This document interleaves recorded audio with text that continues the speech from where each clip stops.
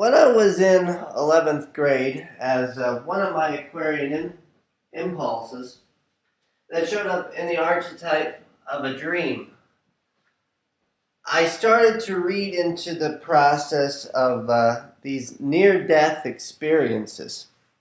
That's where people suffer um, a situation where they encounter death and come back to life after a while.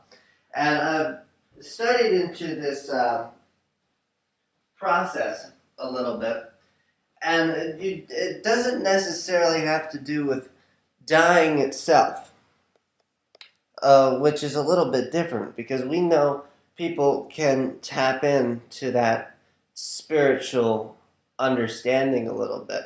The book of Revelation, a sort of vision, something that goes beyond what we know of as our five senses and introduce us to something greater. Well, these people, they leave their body, they leave their physical body, and they see them left behind. And they go to what I would call the word Sheol from the Hebrew, the other world, the nether world, the somewhere out there world, where they encounter situations not like Earth, but relatable in the experience when they can come back to see sometimes a bright white light, sometimes two bright white lights, and a lot of people come back and they say that was the Father and the Son. A lot of people have actually called this light Jesus and have experienced it as Jesus. But and in the same time, there's old tribal gods who call this light whatever name they want to impose upon it, and what experiences that tribal deity had in their life, as well as I've read one of a guy who went and he saw Buddha in the hereafter. A lot of people have experiences of seeing people who they once lived with on Earth. They learn about information of things to come. And this gets into what I call the archetype of the planet Jupiter. Because religion itself is built into a nationalistic structure. The box around it, what your family believes in, pretty much is right. Capricorn is about your maturity and what you are grounded in for the time being. So this is where you grow up. This is what you're grounded. However, when we switch it to a verb, you get religious, and that religion is Saturn. But when you get religious, I think everybody is religious in a way, because whatever energy impulse that you get when you feel religious, this then is the archetype of Jupiter. And what Jupiter is that inspiration in your life, that connection. And through it, you learn things about what you want to know. You have teachers at the same time.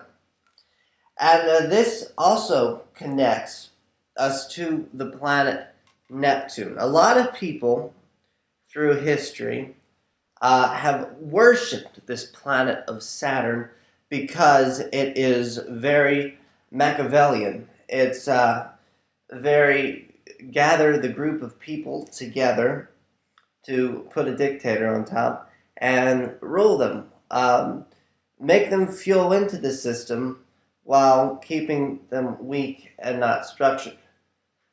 But there definitely is a spiritual experience when you reach this level, and we're actually going to go past Uranus now. Even years into the future after we discovered Uranus, because we weren't ready for it at the Mauda of time. When we get to the planet Neptune, which is actually where these myths and legends actually live.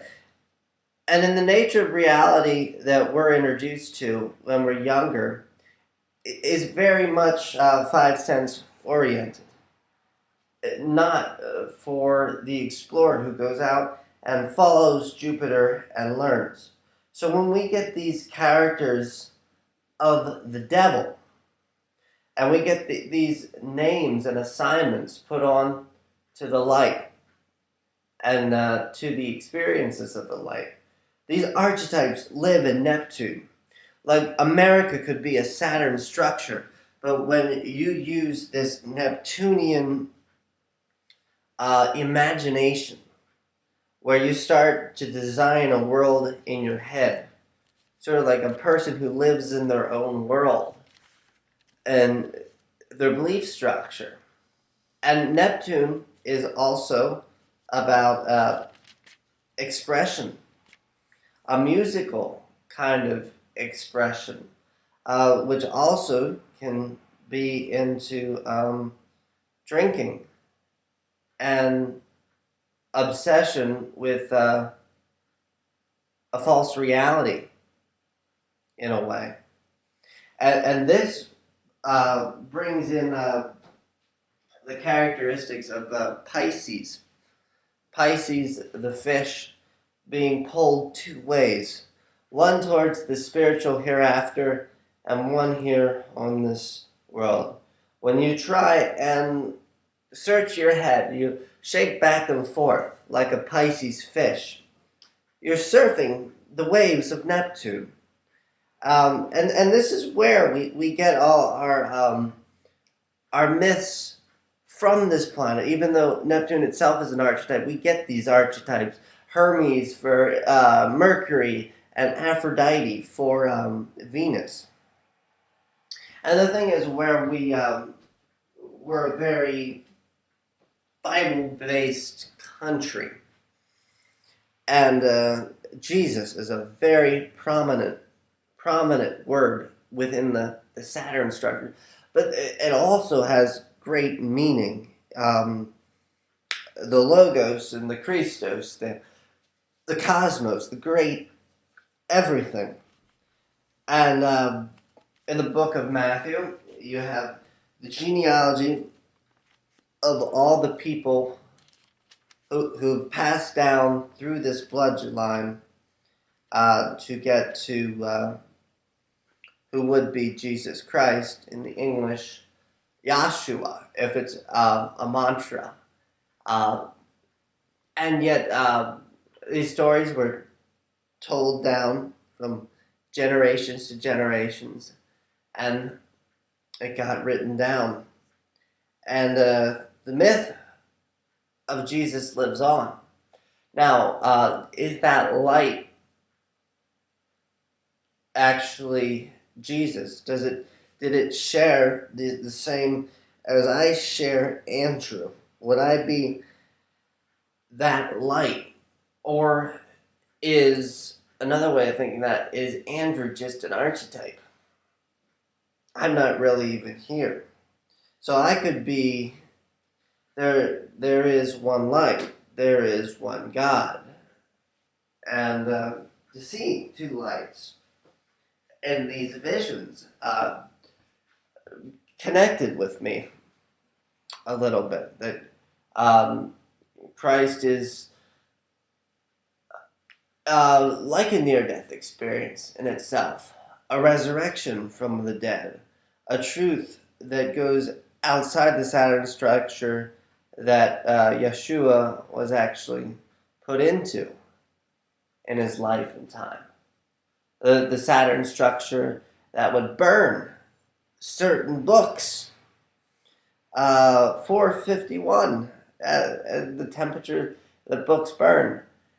There were certain books that were not allowed to survive So it said these church people, the rich and the ones who tell you what the seven deadly sins are, but yet they create them in the world through their belief in them, through this Saturn structure.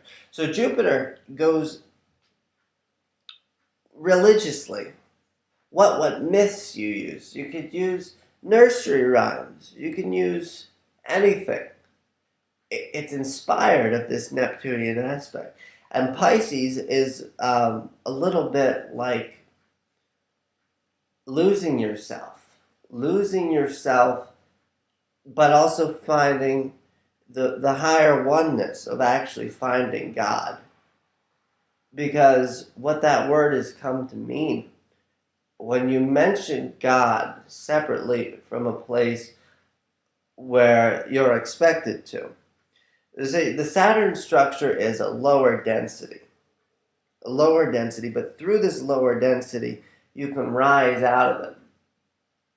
And this is Jupiter, this is Sagittarius, this is the archer pointing his bow in the stars up towards heaven. He's trying to find this knowledge. He's got his bow set, he's ready, he's moralistic, he's determined, he is a warrior, he is fierce, he's fire. And what he wants to do is he wants to learn. He wants physical strength.